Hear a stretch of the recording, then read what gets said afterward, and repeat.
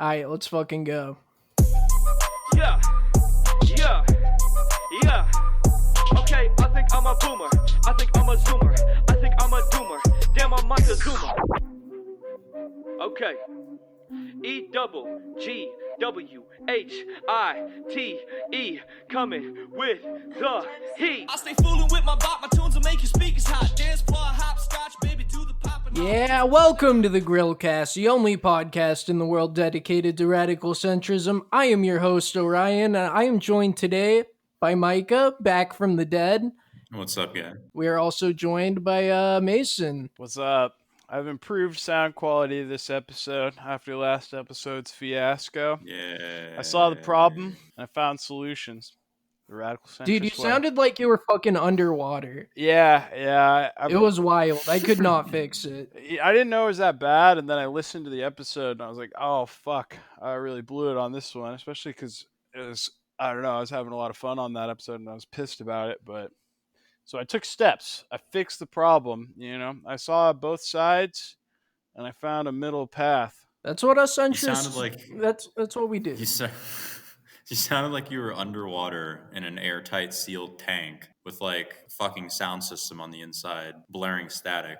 Yeah. All right, Micah, you said you had an announcement. Oh, yes. Yeah, I have a very exciting announcement. In lieu of my absence from the previous episode, I have quit smoking. Oh. Yeah. And you're not going to believe this, but all it took was a week of meditation and hot yoga and 30 packages of Nicorette. But I'm happy to say, I'm clean now, and I'm only using 2 maximum dose patches a day. Damn. That's funny because I actually quit vaping this week as well. Wow, nobody fucking cares. I'm no longer a vapist, and I didn't use Nicorette patches. I used Nicorette gum. What? Yeah, but you're really missing something here, which is where you're not actually quitting. You're starting smoking pipe tobacco. Yeah, I will be joining the pipe tobacco life, and I'm really excited for that. And we'll provide updates for the viewers when I'm a pipe chad. I actually have a funny story about Nicorette gum, just while we're mentioning it. Back in high school, one of my friends used to chew a bunch of Nicorette gum, and some kid didn't know that was what he was, like, chewing at school, and he was, like, a douchebag, and so he went to the bathroom, and other kid took fucking 5 pieces of his gum and started chewing them, and vomited all over his desk. I just felt like I had to start. It was a really funny story, and he came back and he knew immediately what he'd done, and he just laughed. It was like, "You're a fucking idiot." Yeah, fuck that guy. What a loser. I've always wondered, like, what amount of nicotine one can reasonably take. I knew this girl, and she, like the dip and the shit that you chew or whatever you put in the side of your fucking mouth. She would put that in her mouth and smoke at the same time, and she would swallow the dip spit of the dip she had in her mouth. And I'm like, are you a human being? She gave some nasty head. Yeah. I'm glad we both reached that conclusion. Maybe, but I wasn't apt to find out. I would add. Well, her throat no longer had any sensation whatsoever. Like, at all. Yeah, that's true. We're going to move on to our first segment here today. Matthew McConaughey, based centrist. So he recently did an interview with Russell Brand, aka the British Stick Masterson. He and Matthew talked about politics today and centrism. Matthew McConaughey is a hardline centrist, a radical centrist. I'm going to start off with our first clip here today. How do you feel about that kind of judgment? How do you feel when you talk about these values that you were describing earlier? Do you feel that there is a way of meshing together these apparently disparate groups now, these liberal professional classes and these what you might describe as working ordinary people of any color or variety? Oh, I say, I'll meet you in the middle. I actually think that is more of a dare right now than it's ever been. Yeah. That spot again is not like, oh no, not going there. Somebody said to me that, oh yeah, meet you in the middle. You know, it's in the middle of the road, McConaughey, yellow lines and dead armadillos. I said, let me tell you something, but I said, I'm walking down the yellow line right now.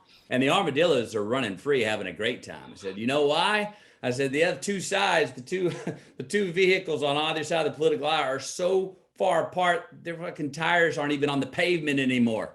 I mean, so trust me, it's free over here. There's plenty of room. Yeah. Based. What a king. I definitely designate that what he was, going off as a very practical and proactive use of cocaine. Yeah. Yeah, I would say so as well. Like, what the fuck are you talking about? Russell Brand asked him, where do you consider yourself, on the spectrum politically? And he said, I consider myself all right. All right,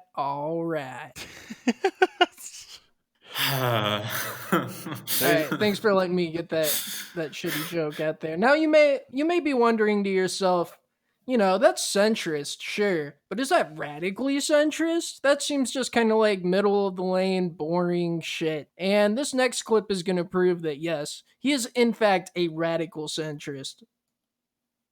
And I almost feel like it's a move to say, no, let's get aggressively centric. I dare you. It's not a recession. It's an aggressive move.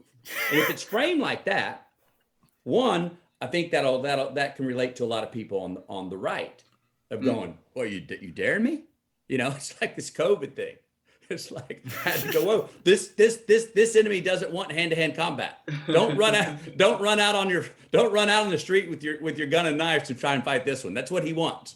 You know what I mean? It's actually an aggressive move to actually stay home. You know what I mean? But it had to be reframed in a little bit. Jesus, he actually said it. I think that's like the first time I've ever seen someone very nearly say the words radically centrist in a actual broadcast. I mean, this is becoming a mainstream movement. Yeah, it really is. Yeah, it really is. And maybe he'll come on the show because he clearly understands our messaging and approves of it. Yeah, maybe he's secretly. And I'd say all three of us are without a doubt aggressively centrist. Oh, definitely. And the fact that that's the terminology he wants to put out there. I think that's beautiful. I think that's what people don't understand is that centrism is revolutionary, and that sounds people don't get that being ascended and seeing both sides and then aggressively finding compromises that work is a revolutionary concept. It's I don't know, it's like mankind entering the fourth tier of civilization. It's yeah, well, I was just going to say as an authoritarian centrist, I look at it as it being analogous to being like a parent, like your son is the right and your daughter is the left. And you just, you break out the fucking wooden spoon and you make them behave. You fucking behave. Exactly. Get your shit together right now. That's right. And I'm glad that Matthew McConaughey is here to lay down the law in a way that no one else is willing to. Yeah, I mean, Jesus, I haven't seen that kind of rhetoric before from any kind of mainstream source, and that's pretty important. God, what do you guys think about radical centrist death squads? That's what that made me think about. That whole laying down the law. Is that an idea? Yeah, dude. That's my whole philosophy. What are you talking Yeah. Centrism by force. Could you imagine online discourse if when somebody got too wing cucked, the fucking they'd be dressed all in gray because that's a fucking sick color. They just show up. They get sent to the grill logs. Yeah, the grill logs, bro. Would we grill them or force them to grill for all eternity? We'd force them to grill for us. It depends the severity. Yeah. We'd make them our personal grillers. And maybe they'd see the way. There could be a way to get out, once they master that, perfect rare filet mignon, maybe they could see a path to a better life if we'd let them out of the grill log. Well, we're not monsters. We'll give them a chance to reform. Right. Definitely. They have to grill for us and they have to talk to us, during the grilling. And that's where we enlighten them. Yeah, we'll have the Grillquisition that interrogates them and figures out psychologically how to identify whether they're trying to fake it or if they really still just hold figure out wing cucked beliefs, Just figure out why they don't go outside,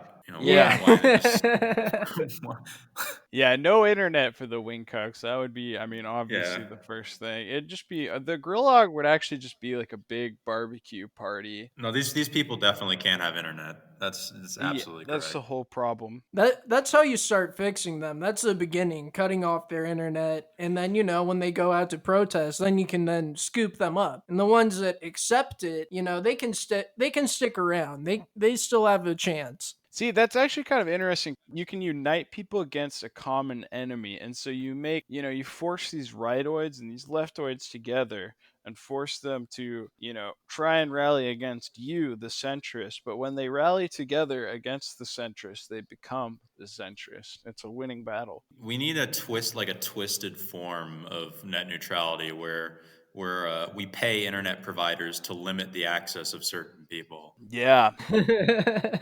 That'd be a good idea, honestly. That'd be a great idea. I'd throw at least one condo's rent towards that a month. Yeah. I can think some people right off the top of my head. The good old social credit method. Yeah, there you go. The off-center handbook. Beautiful. So, Matthew McConaughey, here's another clip of him explicitly stating his radical centrist views. Look, on the other side, on the far left, that would go, well, who do? There is a lot on that illiberal left that absolutely condescend, patronize, and are arrogant towards that other 50%. Many people were I'm sure you saw it in our industry when Trump was voted in 4 years ago.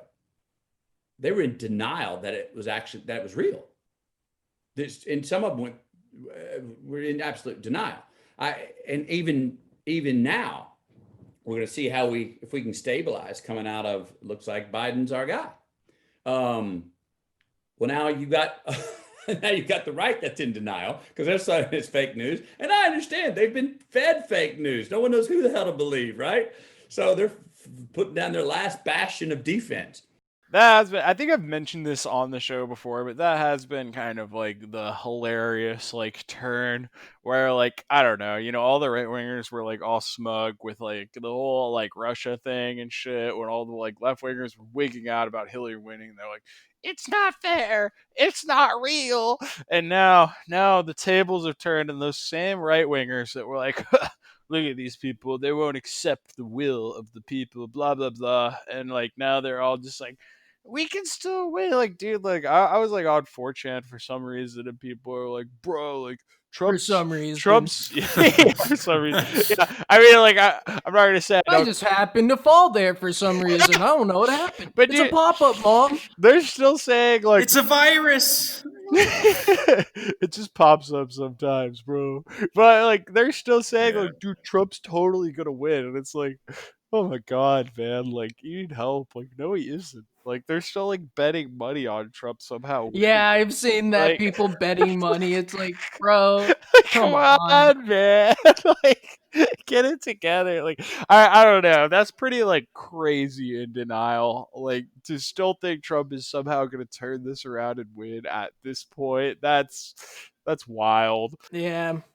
And it's it just really shows that these wing cucks, they can just completely turn face when something they don't like, an outcome they don't like, when it pops up. If it was left-wing views being censored on social media and stuff, like right-wingers are right now, the sides would be completely flipped, and the rightoids would, of course, be like, well, it's a private platform, blah, blah, blah, blah, blah. Because that's a right-wing position. That's actually always kind of bugged me. True wing cucks, people that are far on either side, they don't actually have political opinions. They don't really care. I mean, they kind of vaguely they just react to things. Yeah, they just react to things, and they have their reactionary extremist group, and they're just rah! It's not about actually helping people. It's not about politics. They don't even believe in their own vision. They just believe in owning the libs or shutting down the rightoids. It's interesting. It's tiresome, is what it is. Yeah. I don't know. I try not to. I try really not. Like when it comes to things like election results and like, oh, what's going to happen and the legality and all this. Like, I try to stay open to any potential outcome because then when whatever happens, I can just like sit back and pretend that I knew it was going to happen all along and be right. Exactly. Yeah. Yeah, if Trump does end up pulling through, we're just gonna delete this episode. I told you guys. Yeah, you were saying it the whole time. We could probably retroactively like delete Political it and wizards. edit it, and then we can deep fake it. We can deep fake the episode. Yeah, we'll figure it out if that happens. But as for right now, that's impossible. That's not happening. Yeah, I'm just saying whatever ends up happening, that's what my opinion was all along. Just for the record. Kamala Harris is our president. Based. We all have to acknowledge that. Very true. So, Matthew McConaughey, to get back to him, you might be listening to him and think, wow, all these centrists do is criticize people. They never talk about the solutions, they just try and pretend that they're smug and better and always right, which we definitely don't do. We didn't just say we do that. That's not how it works. So here's a clip of Matthew McConaughey telling us how he would fix the country. So, that left has to see. This is. I want to stay on topic, but this is where the left misses it for me. Just as far as being a marketeer of a political side. You say, hey, we want to get out the vote. We want people to be able to go vote. We're going to do a campaign to let people vote. I'm like, 100%. Yes, everyone. Is there anyone who would say no to that? Yes. Yeah. I was wondering. You have 100% of the audience going, I'm in. That's a constitutional right as an American. I'm in. Yes. And then they can't help themselves. At the very end of it, they go, so we don't let those criminal bastards get back in office. You're going, whoa. You're like, no, don't say the last part. You lost 50% of your audience. And that's, part of why so much of the nation of that 50% looks at us in Hollywood as like going, oh, yeah, another celebrity over there on the West Coasters and the elite in the Northeast. And that's what y'all say. Because even from just a sales point of view, don't tab that gotcha on the end. And then you have your audience is twice as big and you're getting what you want. You're getting twice as much as you're getting two times as much as you would if you just didn't tab on that little stick it to them at the end. It's going to the left is going to have to understand the science of the values and the meat in the middle. The left will have to understand, okay, I understand I can add this up neurologically, scientifically. I see I see the supply. I understand the demand. I see the credit sheet. I see the numbers. The numbers work out. Is he not wearing It's scientific. Because it's got to be more than just feel good. I believe there is science to it. I need to still working on what is that measurement. See, Matthew McConaughey understands math. He understands science. He understands the markets of the situation. I mean, this is somebody who's taking an evidence-based, common sense approach to how to fix the country. Yeah, aggressively. Who is Matthew McConaughey? I've actually never heard of. I've seen this guy's name before, but I don't actually know who he is. I probably should have mentioned that earlier, but he's an actor. He's an actor. He's the actor that was like, high school girls. Oh, I love that. Age. I see it. Okay, yeah, that was a great line. It was, it was very centrist too. Do you guys see at the beginning there when he put both of his hands up to his temples and was like summoning the knowledge out of his galaxy brain? He's just like focusing the energy. It was a Jimmy Neutron brain blast, dude. It was like he just like channeled God himself, who is centrist. Although I do have to I will say I'm not actually a fan of everyone voting. I've come to recognize that democracy has a lot of problems. I'm definitely more of a fan of I think that landowners should be able to vote as a landowner. I just think that's the most solid.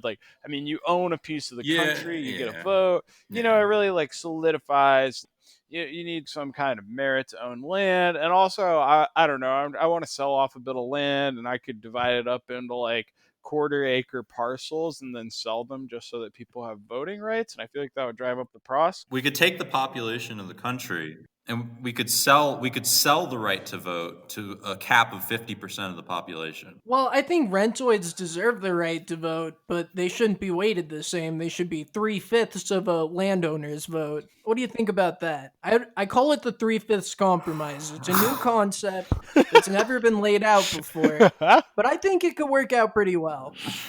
Yeah, that's not a terrible idea. That is a pretty good idea, honestly. I think the 50% compromise would work a little bit better, but 3/5, good enough. Yeah, you have to get public support. I don't know, but like, what do you guys think? 50, sell the right to vote at a high price to a limit of 50% of the population, and then once you reach that, you can get on a waiting list. You pay to get on a waiting list. Okay, so here's my actual problem with that is that I'm actually not entirely attached to the idea of like capital as like the sole meritocracy that works. There's a lot of problems at play with like inheritance. Like capital does not necessarily denote, that's pretty right wing. Like capital does not necessarily denote goodness. So I think that we need some like alternative means. And for me, that probably means like MMA fights, like caged fights, televised. Okay. Yeah, show, because I really value martial prowess. That's something that's kind of going away, but I feel like, like fighting is the ultimate test of like physical prowess, along with like a lot of like emotional prowess. Like to fight right, you need like guts, you need speed. The Joe Rogan, like, that's a real test. Joe Rogan method of voting. For men. We'd have to think of something else for women. But for men, they can't vote. I think some women should be able to vote. There's a few. Like Margaret Thatcher. But anyway, yeah, so I don't know. Definitely like MMA fights. You're right. We could do it. We could do that for women too, honestly. I like to see cat fights. Women fighting is sick. Well, the best fight I ever saw was a cat fight, actually. Are you talking about the Amanda Nunes and what's her face fight? I don't even remember her name because that's definitely up there. Yeah, that might be there, actually. No, what I was talking about was I was outside of some like fucking rave festival. Me and my like buddies were gonna like bum rush in because we were shitty kids. You said rave, right? Not rape. Rave. I mean, they're pretty similar, but yeah, definitely. They're pretty rave. much the same thing. Yeah, and I watched some chick absolutely beat the fuck out of this other chick and like stomp the shit out of her. And like normally people would have like ran in, but it was like a cat fight, so like nobody like knew what to do. And I was like 100 feet away. This was totally not my fault, but she definitely stomped on this bitch's head like 10 times. And I was like, holy fuck. It was definitely the craziest I'd ever watched a fight get. Like an ambulance came for that bitch. I got out of there. I don't know what happened, but okay, she gets the right to vote. I can see why you would think she gets to vote. Yeah, like that was some badass shit. Because it's like, what, are you gonna stop her? She's gonna fucking stomp you too. She's proved her prowess intellectually and physically. Yeah, definitely. And I'm up for suggestion on like other means of proving your like voting prowess. Like you need a panel of judges or something, because like if I go to my local Wendy's and see a cat fight happen, which I do regularly, who's there to to distribute the voting rights. Yeah, it shouldn't all be, there'd have to be a plethora of contests to figure out whether you earn the right to vote, because just because somebody hasn't earned enough money doesn't mean that they also don't have like the martial prowess. Just because someone doesn't have the martial prowess doesn't mean they're like, not intelligent enough to vote. Like, yeah, I think we'd have to really consider like the ways we allow people to vote. Yeah. I think that's a good idea too. You have a lot of different avenues for people to enter democracy. That way, you can prove yourself in the way that best suits how you live your life, But in a way that benefits society as well. It could even influence what things you're allowed to vote on. Oh, now there's a big brain idea. Like if you're an expert marksman, you can vote on gun rights. Yeah, that'd be a good start. If you've drone striked people, then you get to vote on military policy and interventionism. And video game laws. Yeah, exactly. That's wonderful. All right. Well, are you guys ready to move on to our next segment? Yeah, let's go for it. So our guest today, Mason, he is a man of the word. He is a learned Englishman, not by nationality but by vocation. Would that be an accurate description of you, my friend? Yeah, definitely. It's something I've always done. I've always read obsessively and written quite a lot. It's a big part of my life. And this is something you care about deeply.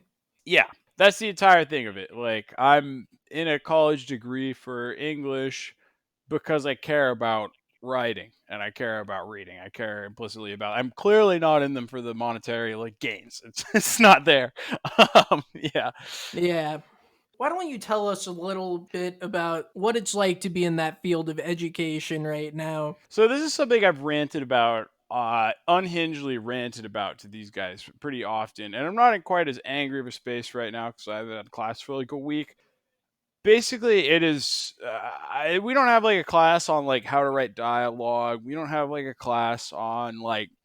There isn't really a lot of like actual writing that goes on within the English curriculum. It's basically all just like far left wing like crazy shit that just goes on, and like I don't know. This is probably something people have heard a lot, but it's insanity. I mean, it's just repetitive and insane, and it just goes on, and it almost turned me into a rightoid. Like, I listened to this shit and I just got such a reactionary, like hateful like attitude towards like left-wing politics because of the shit I had to deal with in my classes.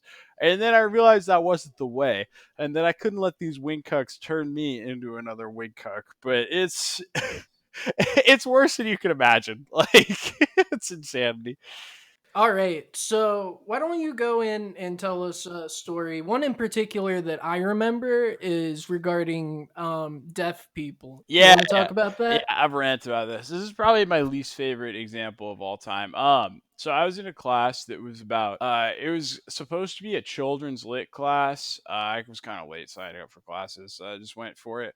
And we went in, and the teacher, she's like, she's like 60 some years old, but her hair is like dyed blue and pink and purple, which is cool. I don't really care. But I knew what I was in for, and sure enough, like the first day, it's like, so we're going to focus in this class on disabled children's literature. We're going to focus on like disabilities in children's literature. And I'm like, okay, whatever. So basically later on in that class, we had to read this article, and it was about I don't know if people know much about the deaf community, but the deaf community like borders on like weird in some like respects. Whoa! Just to get into my ableism really quick, but it does. This was already pretty ableist. Yeah.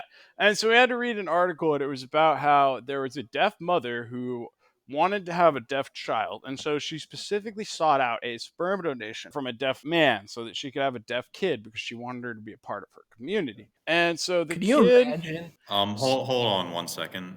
I just want to say real quick that should be fucking illegal.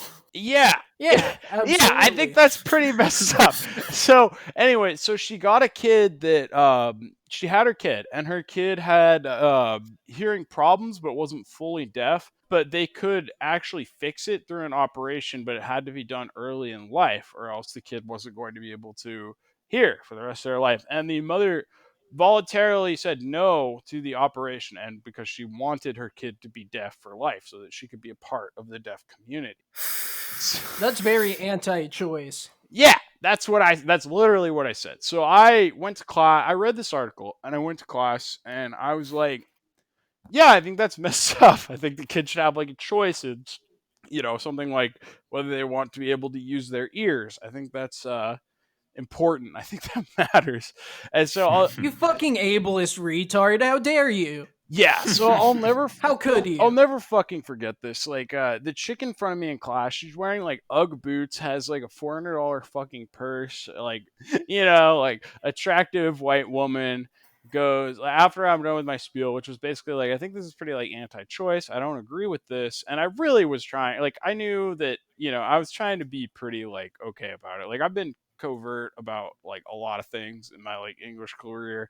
I don't really stir the pot, but I thought this was one time where I could probably say this was not okay, because obviously any rational person would think this was not okay. And she goes, this fucking chick, like all Gucci'd out, goes, So, as a lesbian and a member of a marginalized community, what you just said is offensive, and I can't remember the rest of it, but that I remember those lines pretty particularly because I was just staring at her, like mouth agape, like, dude, like this, like this chick clearly comes from like a very upper class background. Like, I get that like lesbians have problems in a lot of places, but my very liberal college is not one of them. Like, especially not for this girl. Like, and so I'm kind of like, holy shit, like, are you kidding me?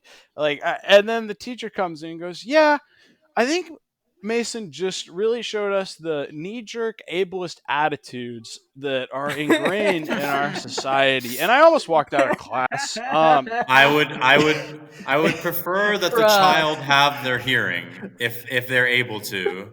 You're an ableist. Or choose. You know, they can grow up and turn 18 and be like, yeah, you know what? I want to be deaf. This whole hearing thing, overrated.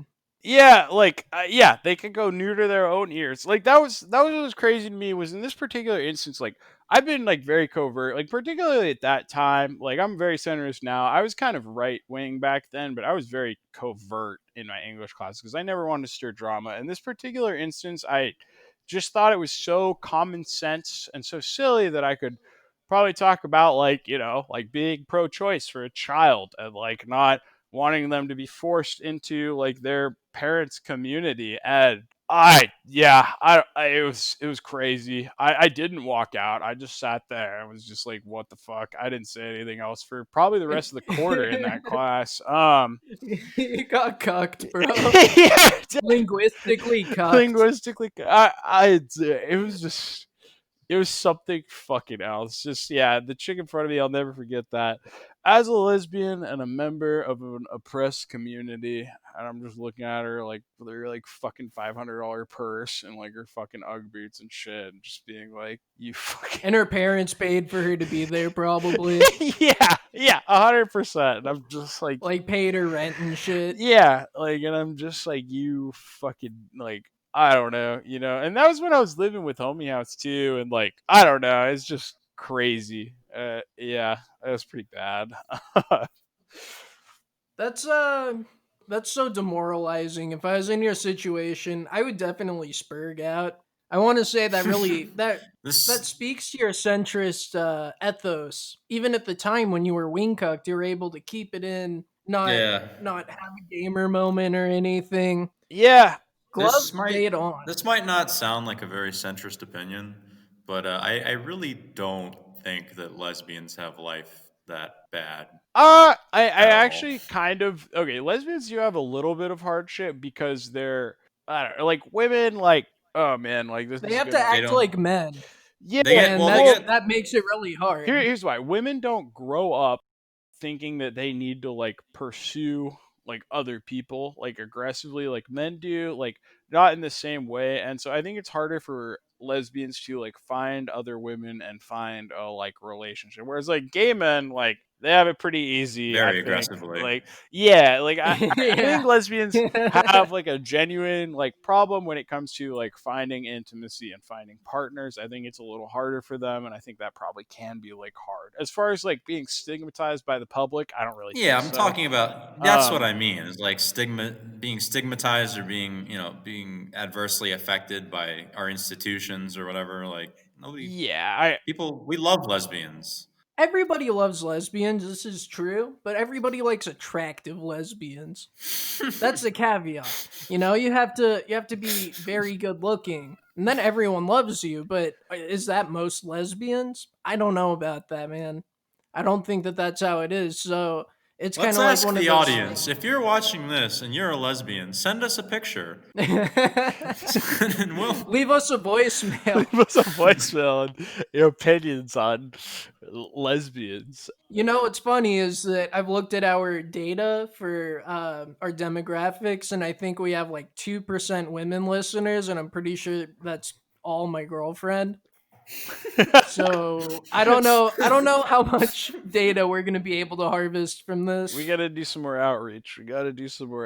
Yeah. Outreach to the LGBT community. You know what? This episode, the thumbnail's gonna have a LGBT flag on it. Hell yeah. I support that. I have a gay friend. I can't be homophobic. I have a gay friend. So, well, I have a gay friend too. His name's Mason. Yeah. The official sexual like orientation of the show is bisexual. Yeah, that's the show. Because there's me, the co-host, who's straight. There's Micah, the co-host, who's gay. So when you add them together, centrist sexual opinions. Well, hopefully the segment didn't just get us canceled. Mason, do you have any more fun stories from the English department? Probably got two that I'll probably mention here. The first one, basically, I was in this class and it was women's lit, so can't expect much. I actually, I love a lot of like women's. Okay, like can't expect much out of this. No, what I meant was like I can't expect it not to what are you be trying like to say, Mason? Sorry, what I was gonna say was that I can't expect it not to be like a super like wing cut class, like particularly with what I dealt with, and that's fine. Like there's a lot of great women's lit that should be like appreciated, but name one. I literally just finished reading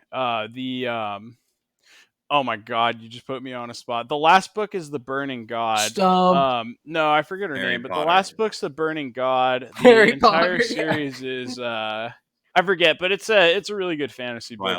It's that about, forgettable, huh? No, I'm just really bad with Amelia names. Bedelia. I forget her name, but it's basically her idea was, what if I put Mao in a fantasy setting and made her like a female protagonist? And it was that's horrible. No, it was awesome. That's so landphobic. How could you come on my show with that landphobia? The entire idea is that she's an awful person, and that's what I like about the series, is that like all the reviews are like, I just can't identify with the protagonist. And it's like, you're not supposed to. Like, she's terrible. But also, like, you see why. Like, her people get, like, genocided, and, like, the reason why she's, like, such a fucking awful human being is pretty, like, justified. Anyway, but that'll be my author shout-out. I should probably look up her actual name. But the last book I know is The Burning God. I should know... Oh, The Poppy War. It's the Poppy War series. Jesus Christ. That's very good. Anyway, go on with your story. Okay, so I'm in this class, and there's a kid who, like, honestly has, like, like Asperger's. He's a dude. Yeah, like, he has, like... He's in class with you, so yeah, he's in the special class. Yeah, so he's a dude. He has, like, Asperger's, and he talks a lot in class. He raises his hand. He asks questions about the reading. He talks, like, all the time. Because he's just a little like socially off, and he just wants to talk, and he wants to talk about the material we're reading and genuinely engage in the class. Like, he never said any like, which he doesn't realize you're not actually supposed to do. Yeah, exactly. And so after class one day, this chick came up to him, and I was in class, and she came up to him and goes, hey, this is a women's lit class. Like, you need to stop talking so much, because this is a class about having women's voices heard. And you're taking up our class with a male voice. And I don't want to hear you like talking all the time and like basically yelling at him. And like, I literally turned and walked out of the class because I realized that I was going to say things that were going to probably get me kicked out of the class if I stayed for like a moment longer. And so here's a centrist moment, is that there are a couple, two other like female classmates with me, and we like were walking out of the class and talking about it, and they didn't say anything either, but and they were just like, that was crazy. That was not like okay. Like, that was insane. And I was like, yeah. And they're very like left wing. Like, I've had them in other classes. They're super like wing cocked, honestly. But even they recognize like this is like really not okay and like whack as fuck. I wanted to like say something and actually like come to his defense, but like in this like environment, like I was very angry. I was super angry, and I recognized that I was gonna say some things that were gonna get me in like a lot of trouble if I like like said something about this. I don't know. Like, you want to talk about ableism? Bullying a fucking like slightly autistic person because they wanted to talk in like a class and like actually engage with like feminine or like women writers. Like, yeah, that was pretty. Well, he didn't have a vagina, so he couldn't understand. He was talking over female voices. I understand where she's coming from. She seems pretty smart. Yeah, so that was pretty bad. And then the last incident I'll probably talk about, I want to note here that there are like, this is like a constant thing. Like, I probably don't have a string of more than like 2 classes in a row that talk about white supremacy or like something like my classes are essentially just like minority studies classes that don't really deal on like the actual craft of writing. Like we read bullshit texts that don't really matter. It's just I don't know, like, oh man, I wasn't gonna get into this, but I actually had a teacher that said she like dislikes grading standards and like all this other shit. And she talked about how she taught an English 101 class, and one of the professors emailed her about how a kid who came out of her class couldn't write paragraphs properly or speaking write complete sentences right. And she talked about how that out was of a college class, out of a college English 101 class, and she talked about how that was like an expectation of like white privilege and how she wasn't going to like shut down this student's native dialect. Like this stuff just is ongoing. But the other one I was going to talk about, I was in a class, it was a Latino lit class when Trump won the election, which was crazy enough. And I know that's crazy that I'm saying I'm now in college when I was in college when Trump won. I took a couple of years off. I was a crab fisherman. I did some cool shit. Anyway, other than defending my ego here. So anyway, so they canceled class for one class, and then the next week we had class, and we had a class where our teacher came in. She's like, I just want to take today to talk about what happened and just have like, we were having cry-ins on campus. It was crazy. And she's like, I just want to talk about our feelings. And so a little other background, a couple weeks before the election, I went to a party with one of my buddies who is like a Russian immigrant over here. And he was hitting it off with this girl. He was gonna sleep with her, and then she asked him who he was voting or who he voted for, and he said he voted for Trump, and she slapped him across the face, which was pretty funny. And we all laughed. But then he left the party. He's never heard of woke fishing. So he left the party earlier than us, and when he left the party, a group of like 4 students followed him from the party and shoved him in a ditch and kicked the shit out of him at like this very like, you know, like upper class white college. Like it was probably all of those kids like first act of violence in their life. So that was kind of an interesting like odd. And then he switched his vote to Hillary, right? After that. Yeah. So anyway, no, not doing that again. So in this class, silly me, learned my lesson. So we're in class, and she says this, and we're having this day of like, you know, mourning basically. And there's this kid who's this is a 22-year-old. Actually, okay, he's probably 20 to 22. He's not a freshman, but he's like a fully grown. He's an adult man. This is an adult man, and he's crying like hysterically, like crying and screaming, and he goes, I know we're not supposed to hate, but I hate them. I hate the people that voted Trump. I hate them. And our teacher comes over and it's like, it's okay. It's okay to feel that way. And I'm sitting in the back class like, no, it's not. No, it's not at all. Like this is terminal wing. Like this is like a clearly like completely like unhinged like person. Like I've cried like that maybe like twice in my life, and they were for pretty like serious reasons, like death in the family. This guy was like fucking like bawling and like freaking in public out. Nonetheless. Yeah, like this is a person that might just go out and kill a motherfucker. I was like, dude, like this is unhinged. Like this is insanity. And the teacher's just like, it's okay. It's okay to feel that way. And like, oh Lord, like this kind of boundary pushing behavior is like the only thing that gets these people's neurons fired up. Like it's the only time they feel anything. Well, it's like watching, it's you grow up reading Harry Potter and you watch a bunch of cartoons and TV shows where it's the good guys versus the bad guys, and the good guys always win in the end. They face opposition and they always win. But that's not how the world works. Bad people win all the time. It's something that happens. I would say it happens more often than it doesn't. And so, when these people's worldviews are shattered by that, they just fucking freak out and they don't know how to handle it.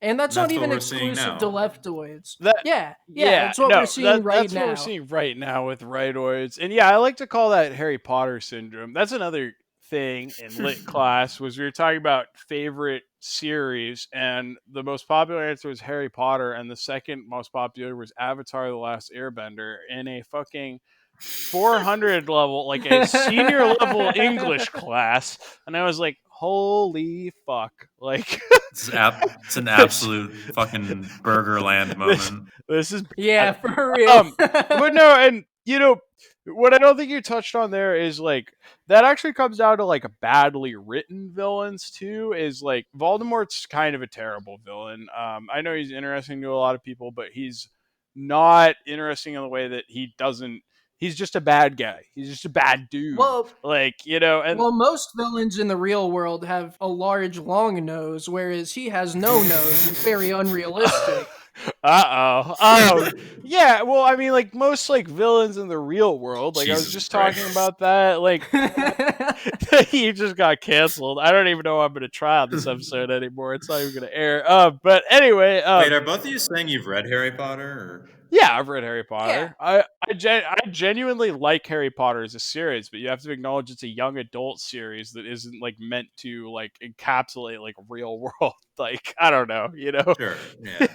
No, obviously. Yeah, I don't know. Like real people aren't like just blatantly like awfully evil just for the point of it. It's kind of like it's a trope. It's something that like new fantasy is trying to overcome. Like I'm really scared that in the future they're going to look back and see like the pinnacle of writing as being like Palpatine's return in the Star Wars sequels. And I don't want to live in that world, man. Like we're already in it, dude. We're already in it. Yeah, I don't know. Like Harry Potter's the most popular series of all time at this point. That's safe to say. Like what else do we have? Like the Hunger Games, like I don't know. Hunger Games, there's Lord of the Rings. And Lord of the Rings deserves its place for very good reasons. Yeah. But we definitely are, like leaning into an era of more digestible literature. Like the literature that's popular in the most part are things that are digestible and easy. Like, the young adult genre, which isn't actually a young adult genre. It's honestly a genre that a lot of adults read, but is also, in my opinion, from like a reading level, probably aimed at like 12-year-olds. Right, like the Barnstein Bears, Amelia Bedelia. Yeah, and it's these like all bangers, and that comes into the very like true. Harry Potter like political syndrome, which is something that I think I already discussed. But people like digestible information.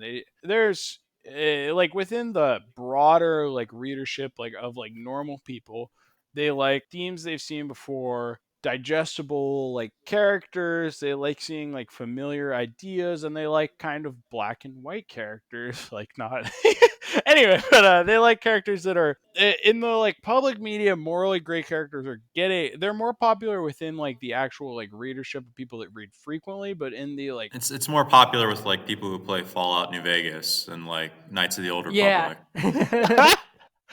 Gamers once again having the best taste. Yeah, I mean, I totally get you. There is a new embrace of like gray characters, which is really good. It's huge in fantasy right now. But I think that when it comes to like very popular fantasy, like things like Harry Potter, like Hunger Games, things that go beyond like the general readership, people still want like kind of cookie cutter tropes. They want like the bad to be clearly defined and whatever, and then they let these things shape their like political opinions. Where there's this is why people don't like centrists. Yeah, this is why people don't like us. Yeah. They can't digest us. Well, they assume, if you see gray, they're like, well, that's a shade of black, or that's a shade of white, know. Who's the centrist in Harry Potter? Who's the centrist in Avatar: The Last Airbender? Who's the person who talks about like, oh, the Fire Nation? Uncle Iroh? Okay, Uncle Iroh, actually. That is true. People like Uncle Iroh. So, okay, that's actually valid. I think we've been running for a long time here. I think it's been a good episode. I want to thank you for your insight into the English industry, the academic industry surrounding it. I think that was very interesting. Yeah, no problem. It's fun to talk about something a little more like close to home. I don't know. It's fun to rant about it, talk about it, because I think it does have some broader effects. I think that, I don't know. Did you shut the fuck up already? Okay, I'll shut the fuck up. Okay. All right. Fuck you, Micah. You can't tell me that. That's mean. You were just censored by the Auth Center, bro. All right. Hell yeah, boys. All right. Peace out, my grillas. Yeah, I'm old as a boomer. My mind said I'm zooming. Everything cooler, long as I'm not Laura Loomer. If you think I'm not number one, I done spelled that rumor. Hit the victory royale on some motherfucking coochie. Default dance on a bitch. Hit the default dance on a bitch. Floss dance while I'm flossing in the whip.